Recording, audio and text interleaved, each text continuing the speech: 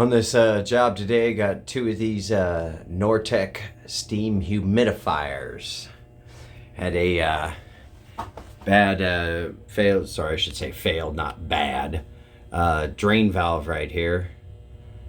Replace that. Got to get a new canister for this thing, but I did take the canister out, and they have some sanitizer here, and I was able to put the sanitizer through it, clean it up pretty decent.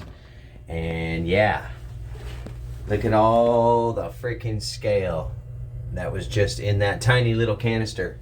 And then this one right here, this is a big canister. This is only a 204.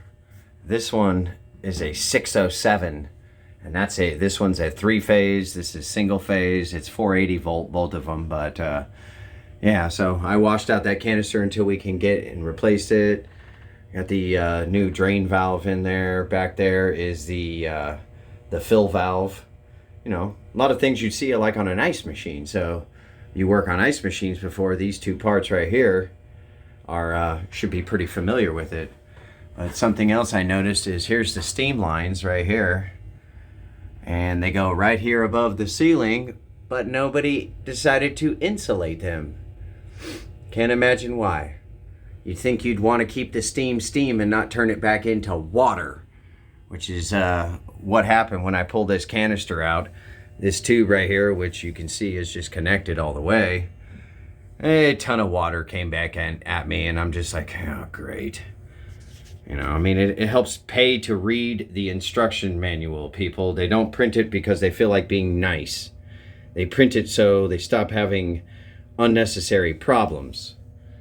And you can see I got my, this is my beater meter. I got it on, taking an amp draw, and it's just slowly raising it up. If I find anything else interesting, I will bring you back. These things, maintenanced as far as I can, so I still have to replace this one, but yeah, it sure made a big difference. As I showed before, right there's all the junk. Yeah, scale. Pretty crazy. And this one, she's already started to modulate. I've seen, this is the big one, which is a 50 pound per hour. And I've seen it up as high as 51 pounds per hour. So she's already starting to modulate down. This one I just wanted to test and make sure that the brand new drain valve that I put in is operating, and that the fill valve is operating. So literally you can just switch it to drain and it'll drain all the way down. This is a pretty cool little setup they have here.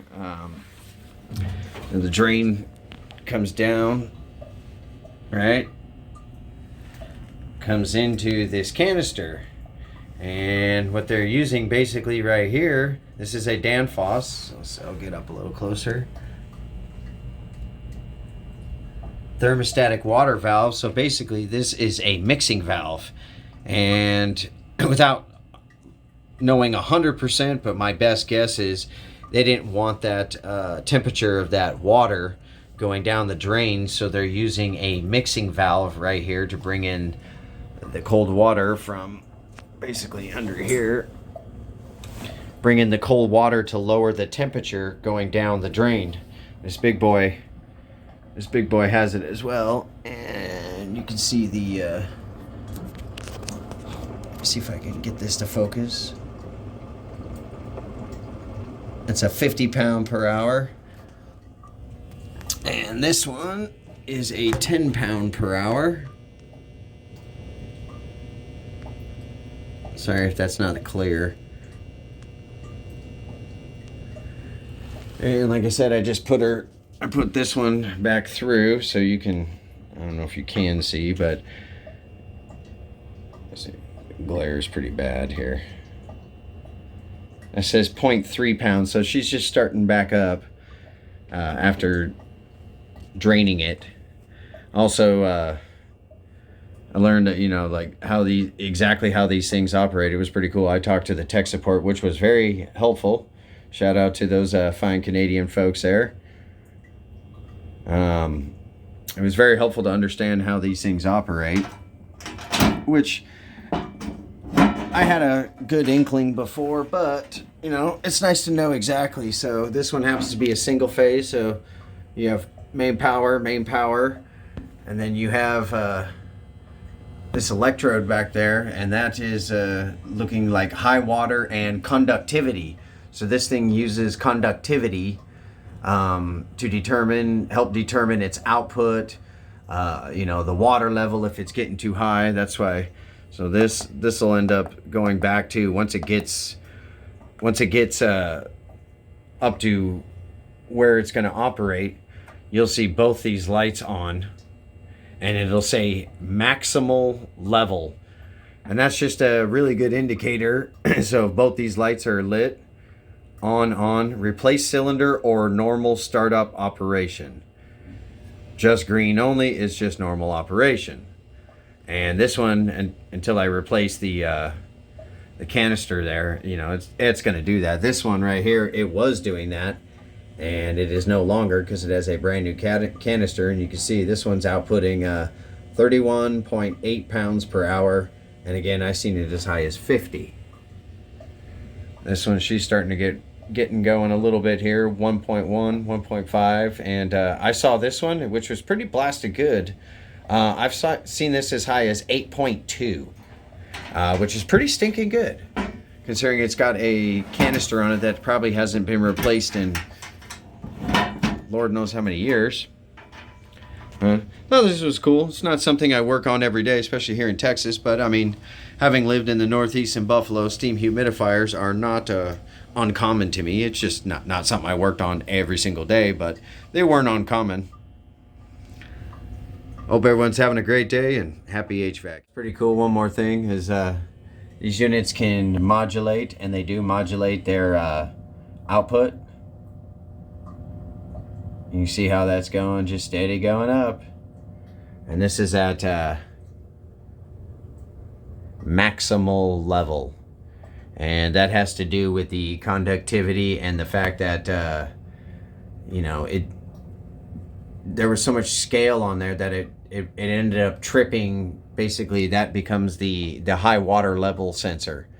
It's saying it's got too much in there. And that'll be fixed once the canister's replaced. So no big deal for now, but it's still doing pretty good. I mean, we're already up to 3.7, and just thought to show you that this is cool. It does modulate the current output. I've seen this as high as, I don't know, I think it was like 5 amps, and it's rated for 8. So it's not getting all the way there, but again, that's not going to happen until I replace this. I mean, the maintenance on this thing is insanely simple. I mean, it's literally put it into a drain, let all the water drain out, detach that hose clamp, kind of just pick up, pop the canister out. New one in. There's an O-ring that goes down in here. Sorry, in here there's an O-ring that goes in it, and it comes with the canister. You just pop in the new O-ring. Very simple. Reverse the process, and it's literally, I mean, that easy. Like, I mean, changing a canister, if it takes you longer than 10 minutes, you probably spent 5 minutes doing not much. It's literally that easy. But obviously, take your time, do things right. No need to rush any of this stuff. It pays to do things right the first time. Yeah, it's down to 31. I mean, these things work pretty blasted good, man. See, now we're up to 4.5. Trying to get a good shot here. Steam output, 4.5 pounds per hour. Yeah, approaching a 4 amp mark. It's working good. And this is monitoring. Monitoring. I've got a bad choice of words there. This is taking care of 4 operating rooms. I'm in a janitor's closet, but out here you have a recovery room, and the humidity is very important in there. You have operating room, operating room, operating room, operating room, and they're trying to maintain between 30 and 60% with a 45% set point, and seems to be doing good. We were down in the single digits, and this far operating room, that's already up to 40%. The one across the hall from it, that one's up to 40%.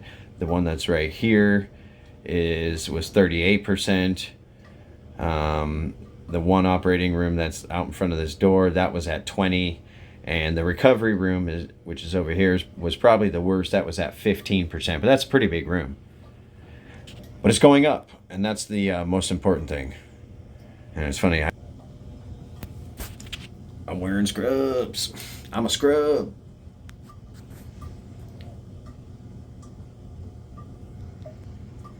Canister I took out, and you can see where the color changes right here. That's where all the scale is built up to. It's freaking pretty bad. I don't know if I can even, yeah. Here we go. Yummy. Yeah. That's all that from there. And this is a pretty big can. I mean, this thing's probably, I want to say 18 inches tall. And the diameter of this thing is, I want to say, at least 12 inches maybe. But yeah, look at that. Just goes to show you, man, maintenance, how important it is. It doesn't have to be that difficult. There's just a little shot of both of these up there. Nobody insulated them, as I said before, but we can handle that further down the road. I mean, I just hope it's not condensing too much and just turning into water. Then all we're literally doing is just paying to turn water into steam and then back into water again, which kind of defeats the purpose of a humidifier.